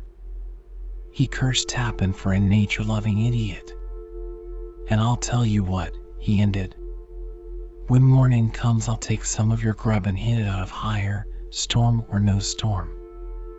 But long before dawn broke, that resolution of Blade's had become impracticable. Both men were awakened by a roar of storm through the forest, no longer a moan, but a marching roar, with now a crash and then a shriek of gale. By the light of the smoldering campfire, Tappans saw a whirling pall of snow, great flakes as large as feathers. Morning disclosed the setting in of a fierce mountain storm, with 2 feet of snow already on the ground and the forest lost in a blur of white. "I was wrong," called Tappan to his companion. "What's best to do now?" "You damn fool," yelled Blade. "We've got to keep from freezing and starving till the storm ends and a crust comes on the snow." For 3 days and 3 nights the blizzard continued, unabated in its fury. It took the men hours to keep a space clear for their campsite, which Janet shared with them. On the 4th day the storm ceased, the clouds broke away, the sun came out, and the temperature dropped to 0. Snow on the level just topped Tappan's lofty stature, and in drifts it was 10 and 15 feet deep. Winter had set in without compromise. The forest became a solemn, still, white world. But now Tappan had no time to dream. Dry firewood was hard to find under the snow. It was possible to cut down one of the dead trees on the slope, but impossible to pack sufficient wood to the camp. They had to burn green wood. Then the fashioning of snowshoes took much time. Tappan had no knowledge of such footgear. He could only help Blade. The men were encouraged by the piercing cold forming a crust on the snow. But just as they were about to pack and venture forth, the weather moderated, the crust refused to hold their weight, and another foot of snow fell. "Why in hell didn't you kill an elk?" demanded Blade, sullenly. He had become darkly sinister. He knew the peril and he loved life. "Now I'll have to kill and eat your precious Janet. And Meb, she won't furnish meat enough to last till this snow weather stops, and a good freeze'll make travel impossible." "Blade, you shut up about killing and eating my burro, Janet," returned Tappan in a voice that silenced the other. Thus instinctively these men became enemies. Blade thought only of himself. Tappan had forced upon him a menace to the life of his burro. For himself Tappan had not one thought. Tappan's supplies ran low. All the bacon and coffee were gone. There was only a small haunch of venison, a bag of beans, a sack of flour, and a small quantity of salt left. "If a crust freezes on the snow and we can pack that flour, we'll get out alive," said Blade. "But we can't take the burro." Another day of bright sunshine softened the snow on the southern exposures, and a night of piercing cold froze a crust that would bear a quick step of man. "It's our only chance, and damn slim at that," declared Blade. Tappan allowed Blade to choose the time and method and supplies for the start to get out of the forest. They cooked all the beans and divided them in 2 sacks. Then they baked about 5 pounds of biscuits for each of them. Blade showed his cunning when he chose the small bag of salt for himself and let Tappan take the tobacco. This quantity of food and a blanket for each Blade declared to be all they could pack. They argued over the guns, and in the end Blade compromised on the rifle, agreeing to let Tappan carry the odd possible chance of killing a deer or elk. When this matter had been decided, Blade significantly began putting on his root snowshoes that had been constructed from pieces of Tappan's boxes and straps and burlap sacks. "Reckon they won't last long," muttered Blade. Meanwhile Tappan fed Janet some biscuits and then began to strap a tarpaulin on her back. "What you doing?" queried Blade, suddenly. "Getting Janet ready," replied Tappan. "Ready? For what?" "Why, to go with us." "Hell!" shouted Blade, and he threw up his hands in helpless rage. Tappan felt a depth stirred within him. He lost his late taciturnity and silent aloofness fell away from him. Blade seemed on the moment no longer an enemy. He loomed as an aid to the saving of Janet. Tappin burst into speech. I can't go without her. It'd never enter my head. Janet's mother was a good faithful burro. I saw Janet born way down there on the Rio Colorado. She wasn't strong, and I had to wait for her to be able to walk. And she grew up. Her mother died, and Janet and me packed it alone. She wasn't no ordinary burro. She learned all I taught her. She was different, but I treated her same as any burro, and she grew with the years. Desert men said there never was such a burro as Janet. Called her Tappans burro and tried to borrow and buy and steal her. How many times in 10 years Janet has done me a good turn I can't remember. But she saved my life. She dragged me out of Death Valley. And then I forgot my debt. I ran off with a woman and left Janet to wait as she had been trained to wait. Well, I got back in time. And now I'll not leave her here. It may be strange to you, Blade, me caring this way. Janet's only a burro. But I won't leave her. Man, you talk like that lazy lop-eared burro was a woman, declared Blade in disgusted astonishment. I don't know women, but I reckon Janet's more faithful than most of them. Wall, of all the stark, staring fools I ever run into, you're the worst. Fool or not, I know what I'll do, retorted Tappin. The softer mood left him swiftly. Haven't you sense enough to see that we can't travel with your burro? Queried Blade, patiently controlling his temper. She has little hoofs, sharp as knives. She'll cut through the crust. She'll break through in places. And we'll have to stop to haul her out, maybe break through ourselves. That would make us longer getting out. Long or short we'll take her. Then Blade confronted Tappin as if suddenly unmasking his true meaning. His patient explanation meant nothing. Under no circumstances would he ever have consented to an attempt to take Janet out of that snowbound wilderness. His eyes gleamed. We've a hard pull to get out alive. And hard-working men in winter must have meat to eat. Tappin slowly straightened up to look at the speaker. What do you mean? For answer, Blade jerked his hand backward and downward, and when it swung into sight again, it held Tappin's worn and shining rifle. Then Blade, with deliberate force that showed the nature of the man, worked the lever and threw a shell into the magazine. All the while his eyes were fastened on Tappin. His face seemed that of another man, evil, relentless, inevitable in his spirit to preserve his own life at any cost. I mean to kill your burro, he said, in voice that suited his look and manner. No, cried Tappin, shocked into an instant of appeal.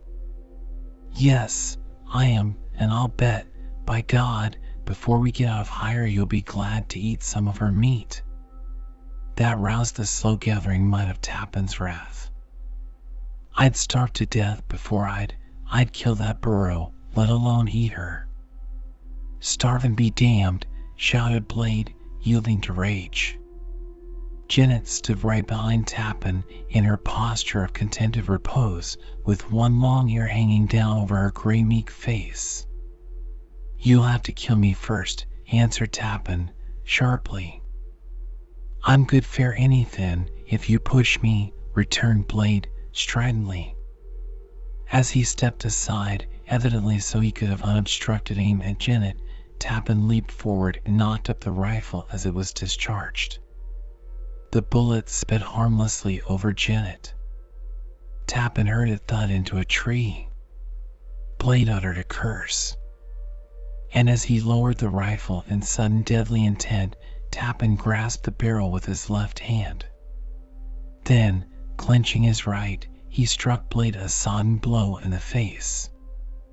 Only Blade's hold on the rifle prevented him from falling. Blood streamed from his nose and mouth. He bellowed in hoarse fury. "I'll kill you, fare that." Tappin opened his clenched teeth. "No, Blade, you're not man enough." Then began a terrific struggle for possession of the rifle. Tappin beat at Blade's face with his sledgehammer fist. But the strength of the other made it imperative that he use both hands to keep his hold on the rifle. Wrestling and pulling and jerking, the men tore around the snowy camp, scattering the campfire, knocking down the brush shelter. Blade had surrendered to a wild frenzy. He hissed his maledictions. His was the brute lust to kill an enemy that thwarted him. But Tappin was grim and terrible in his restraint. His battle was to save Janet. Nevertheless, there mounted in him the hot physical sensations of the savage. The contact of flesh, the smell and sight of Blade's blood, the violent action, the beastly mien of his foe, changed the fight to one for its own sake. To conquer this foe, to rend him and beat him down, blow on blow. Tappin felt instinctively that he was the stronger. Suddenly he exerted all his muscular force into one tremendous wrench. The rifle broke, leaving the steel barrel in his hands, the wooden stock in Blade's. And it was the quicker-witted Blade who used his weapon first to advantage. One swift blow knocked Tappin down. As he was about to follow it up with another, Tappin kicked his opponent's feet from under him. Blade sprawled in the snow, but was up again as quickly as Tappin. They made at each other, Tappin waiting to strike, and Blade raining blows on Tappin. These were heavy blows aimed at his head, but which he contrived to receive on his arms and the rifle barrel he brandished. For a few moments Tappin stood up under a beating that would have felled a lesser man. His own blood blinded him. Then he swung his heavy weapon. The blow broke Blade's left arm. Like a wild beast, he screamed in pain, and then, without guard, rushed in, too furious for further caution. Tappin met the terrible onslaught as before, and watching his chance, again swung the rifle barrel. This time, so supreme was the force, it battered down Blade's arm and crushed his skull. He died on his feet, ghastly and horrible change, and swaying backward, he fell into the up-banked wall of snow and went out of sight, except for his boots, one of which still held the crude snowshoe. Tappin stared, slowly realizing. "Ahu, stranger Blade," he ejaculated, gazing at the hole in the snow bank where his foe had disappeared. "You were going to kill and eat Tappin's burro." Then he sighted the bloody rifle barrel and cast it from him. He became conscious of injuries which needed attention, but he could do little more than wash off the blood and bind up his head. Both arms and hands were badly bruised and beginning to swell, but fortunately no bones had been broken. Tappin finished strapping the tarpaulin upon the burro, and, taking up both his and Blade's supply of food, he called out, "Come on, Janet." Which way to go? Indeed, there was no more choice for him than there had been for Blade. Towards the rim the snowdrift would be deeper and impassable. Tappin realized that the only possible chance for him was downhill. So he led Janet out of camp without looking back once. What was it that had happened? He did not seem to be the same Tappin that had dreamily tramped into this woodland. A deep furrow in the snow had been made by the men packing firewood into camp. At the end of this furrow the wall of snow stood higher than Tappin's head. To get on top without breaking the crust presented a problem. He lifted Janet up and was relieved to see that the snow held her. But he found a different task in his own case. Returning to camp, he gathered up several of the long branches of spruce that had been part of the shelter, and carrying them out he laid them against the slant of snow he had to surmount, and by their aid he got on top. The crust held him. Elated and with revived hope, he took up Janet's halter and started off. Walking with his rude snowshoes was awkward. He had to go slowly and slide them along the crust. But he progressed. Janet's little steps kept her even with him. Now and then one of her sharp hoofs cut through, but not to hinder her particularly. Right at the start, Tappin observed a singular something about Janet. Never until now had she been dependent upon him. She knew it. Her intelligence apparently told her that if she got out of this snowbound wilderness, it would be owing to the strength and reason of her master. Tappin kept to the north side of the canyon, where the snow crust was strongest. What he must do was to work up to the top of the canyon slope, and then keeping to the ridge travel north along it, and so down out of the forest. Travel was slow. He soon found he had to pick his way. Janet appeared to be absolutely unable to sense either danger or safety. Her experience had been of the rock confines and the drifting sands of the desert. She walked where Tappin led her. And it seemed to Tappin that her trust in him, her reliance upon him, were pathetic. "Well, old girl," said Tappin to her, "it's a horse of another color now, eh?" At length he came to a wide part of the canyon where a bench of land led to a long gradual slope, thickly studded with small pines. This appeared to be fortunate, and turned out to be so, for when Janet broke through the crust, Tappin had trees and branches to hold to while he hauled her out. The labor of climbing that slope was such that Tappin began to appreciate Blade's absolute refusal to attempt getting Janet out. Dusk was shadowing the white aisles of the forest when Tappin ascended to a level. He had not traveled far from camp, and the fact struck a chill upon his heart. To go on in the dark was foolhardy. So Tappin selected a thick spruce, under which there was a considerable depression in the snow, and here made preparation to spend the night. Unstrapping the tarpaulin, he spread it on the snow. All the lower branches of this giant of the forest were dead and dry. Tappin broke off many and soon had a fire. Janet nibbled at the moss on the trunk of the spruce tree. Tappin's meal consisted of beans, biscuits, and a ball of snow that he held over the fire to soften. He saw to it that Janet fared as well as he. Night soon fell, strange and weirdly white in the forest, and piercingly cold. Tappin needed the fire.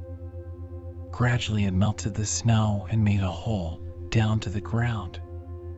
Tappin rolled up in the tarpaulin and soon fell asleep. In 3 days Tappin traveled about 15 miles, gradually descending until the snow crust began to fail to hold Janet. Then whatever had been his difficulties before, they were now magnified 100-fold. As soon as the sun was up, somewhat softening the snow, Janet began to break through. And often when Tappin began hauling her out, he broke through himself. This exertion was killing even to a man of Tappin's physical prowess. The endurance to resist heat and flying dust and dragging sand seemed another kind from that needed to toil in this snow. The endless snowbound forest began to be hideous to Tappin. Cold, lonely, dreary, white, mournful, the kind of ghastly and ghostly winterland that had been the terror of Tappin's boyish dreams. He loved the sun, the open. This forest had deceived him. It was a wall of ice. As he toiled on, the state of his mind gradually and subtly changed in all except the fixed and absolute will to save Janet. In some places he carried her. The fourth night found him dangerously near the end of his stock of food. He had been generous with Janet. But now, Considering that he had to do more work than she, he diminished her share. On the 5th day, Janet broke through the snow crust so often that Tappin realized how utterly impossible it was for her to get out of the woods by her own efforts. Therefore, Tappin hit upon the plan of making her lie on the tarpaulin so that he could drag her. The tarpaulin doubled once did not make a bad sled. All the rest of that day Tappin hauled her. And so all the rest of the next day he toiled on, hands behind him, clutching the canvas, head and shoulders bent, plodding and methodical, like a man who could not be defeated. That night he was too weary to build a fire, and too worried to eat the last of his food. Next day Tappin was not in a lift to the changing character of the forest. He had worked down out of the zone of the spruce trees. The pines had thinned out and decreased in size. Oak trees began to show prominently. All these signs meant that he was getting down out of the mountain heights. But the fact, hopeful as it was, had drawbacks. The snow was still 4 feet deep on a level, and the crust held Tappin only about half the time. Moreover, the lay of the land operated against Tappin's progress. The long, slowly descending ridge had failed. There were no more canyons, but ravines and swales were numerous. Tappin dragged on, stern, indomitable, bent to his toil. When the crust let him down, he hung his snowshoes over Janet's back and wallowed through, making a lane for her to follow. 2 days of such heartbreaking toil, without food or fire, broke Tappin's magnificent endurance. But not his spirit. He hauled Janet over the snow, and through the snow, down the hills and up the slopes, through the thickets, knowing that over the next ridge, perhaps, was deliverance. Deer and elk tracks began to be numerous. Cedar and juniper trees now predominated. An occasional pine showed here and there. He was getting out of the forest land. Only such mighty and justifiable hope as that could have kept him on his feet. He fell often, and it grew harder to rise and go on. The hour came when the crust failed altogether to hold Tappin, and he had to abandon hauling Janet. It was necessary to make a road for her. How weary, cold, horrible, the white reaches. Yard by yard Tappin made his way. He no longer sweat. He had no feeling in his feet or legs. Hunger ceased to gnaw at his vitals. His thirst he quenched with snow, soft snow now, that did not have to be crunched like ice. The pains in his breast were terrible, cramps, constrictions, the piercing pains in his lungs, the dull ache of his overtaxed heart. Tappin came to an opening in the cedar forest from which he could see afar. A long slope fronted him. It led down and down to open country. His desert eyes, keen as those of an eagle, made out flat country, sparsely covered with snow, and black dots that were cattle. The last slope. The last pull. 3 feet of snow, except in drifts, down and down he plunged, making way for Janet. All that day he toiled and fell and rolled down this league-long slope, wearing towards sunset to the end of his task, and likewise to the end of his will. Now he seemed up and now down. There was no sense of cold or weariness. Only direction.